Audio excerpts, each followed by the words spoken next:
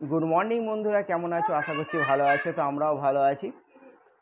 পুজো আর মাত্র 2 দিন বাকি, দীর্ঘ প্রতীক্ষার অবসান, বাঙালির শ্রেষ্ঠ উৎসব দুর্গা উৎসব। তো গাইস, মেন সমস্যায় দাঁড়িয়েছে বৃষ্টি। কালকেও আমাদের এখানে প্রচুর বৃষ্টি হয়েছে।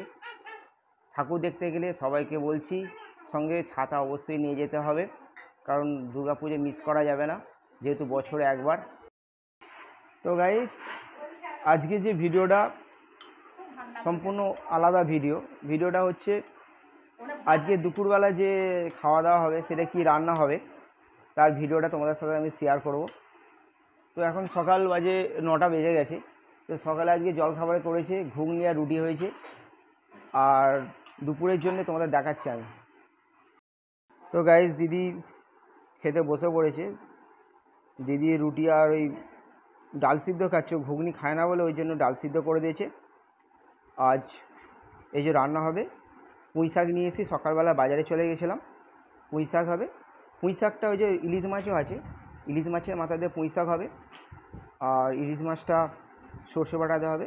বৃষ্টির সময় যেহেতু মাছ খায় না, ডিম খেতে চাইছে না, ওই জন্য কুমড়ো নিয়ে এসছি, কুমড়ো ভাজা হবে। ওখানে পটল আছে, পটল ভাজা হবে। তো গাইস, এই যে তোমাদের বৌদিমণি রান্নাটা করবে। এটা কি, একটু বন্ধুদের ইলিশ মাছটা দেখাও দেখি।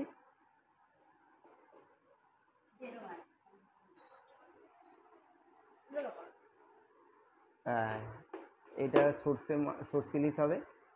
আর মন্দুটা দিয়ে বলেছি পুঁই শাকে দিতে। এটা ভাপাই করতাম, কিন্তু দিদি ভাপা খেতে চায় না, ওই জন্য সরষে বাটা দিই।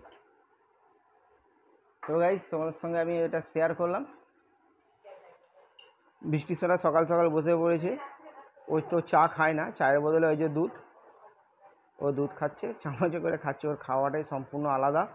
তো গাইস, তো দেখতে পাচ্ছ আমাদের বারান্দার মধ্যে মাল রাখতে হয়েছে, আমাদের যে সুতোগুলো।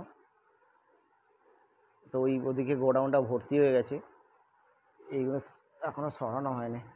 তো পুজোর পর বলেছে গাড়ি আসবে, যেহেতু এখন লোডিং হবে না। দিওয়ালি না হলে দিওয়ালির পর, না দিওয়ালি, হ্যাঁ দিওয়ালির পরই হবে, দেওয়ালের পরই লোডিং হবে। ওই জন্য মালগুলো এখানে রাখা আছে। তো গাইস, ভিডিওটা যদি ভালো লাগে লাইক কমেন্ট শেয়ার অবশ্যই করো, আর বন্ধুদের পাশে থাকো। টাটা।